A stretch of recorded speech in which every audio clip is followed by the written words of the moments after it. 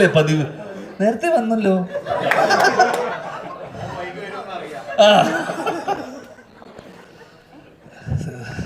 ഇങ്ങനെ സീരിയസ് ആയിട്ടൊന്നും സംസാരിക്കാൻ അറിയില്ല, എന്നാലും ഒരുപാട് സന്തോഷം. ചുളുവിലൊരു ഹിറ്റ് കിട്ടി.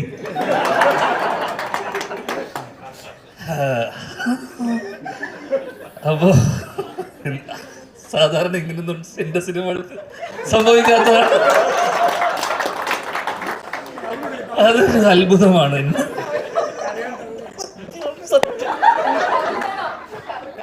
ഞാൻ ചിലപ്പോൾ കരഞ്ഞു പോകും.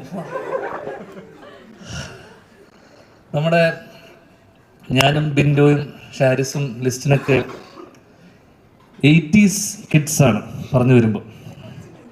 അല്ല നീ കുറച്ച് 90 അല്ലേ? എന്നാലും അടുത്തുണ്ട്. അപ്പം നമ്മുടെയൊക്കെ ഓണക്കാലം അല്ലെങ്കിൽ വിഷുക്കാലം എന്നൊക്കെ പറയുന്നത് ലാലേട്ടൻ്റെയും മമ്മൂക്കയുടെയും സിനിമകൾക്കപ്പുറം ഒരു വിഷുക്കാലത്തൊക്കെ പോയിട്ട് അന്ന് പേപ്പറിൻ്റെ വലിയ ഇന്ന് മുതൽ നാളെ മുതൽ എന്നൊക്കെ വന്ന് നോക്കുമ്പോൾ നമ്മളൊക്കെ ഏറ്റവും കാണാൻ ആഗ്രഹിക്കുന്ന, അല്ലെങ്കിൽ ഞാൻ തിയേറ്ററിൽ എൻ്റെ ഓർമ്മയുള്ള സിനിമകൾ, തിയേറ്ററിൽ പോയി കണ്ട് എൻ്റെ മനസ്സിലുള്ള സിനിമകൾ എന്ന് പറയുന്നത് തെങ്കാശിപ്പട്ടണം, മീശമാധവൻ, പിന്നെ ഇതൊക്കെയാണ് നമ്മുടെ ചെറുപ്പകാലത്തുള്ള തിയേറ്റർ ഓർമ്മകളുള്ള സിനിമകൾ. അപ്പോൾ സ്വാഭാവികമായിട്ടും ദിലീപേട്ടൻ്റെ സിനിമ കാണാൻ, അല്ലെങ്കിൽ ആൾക്കാർ ആർത്തുല്ലസിച്ച് ചിരിച്ച് മറിഞ്ഞ്, അല്ലെങ്കിൽ നമ്മളൊക്കെ ചെറുപ്പം മുതലേ എന്താ പറയണ്ടത്, അദ്ദേഹത്തിൻ്റെ സിനിമകൾ കാണുമ്പോൾ നമുക്ക് കിട്ടുന്ന ഒരു എനർജി, അല്ലെങ്കിൽ ആ ഒരു ചിരി ചെറുപ്പം മുതലേ നമ്മൾ കാണുന്നതാണ്. അപ്പോൾ നമ്മൾ ഹ്യൂജ് ഫാൻ ബോയ് ആണ്.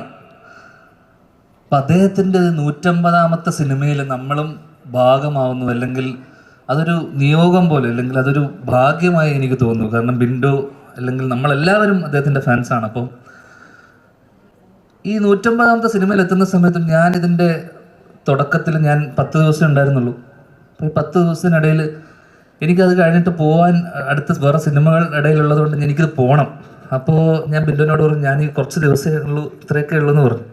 അങ്ങനെ അപ്പോൾ ആദ്യ വഴി എന്നെ കാനഡയ്ക്ക് പറഞ്ഞയച്ചു, ഇത്രയും ദിവസത്തിന് ഉള്ളത് കൊണ്ട്. അപ്പം ഞാൻ ഈ പോകേണ്ട തിരക്കിലാണ്. എപ്പോഴും വന്നു കഴിഞ്ഞാൽ അങ്ങ് പോകണം.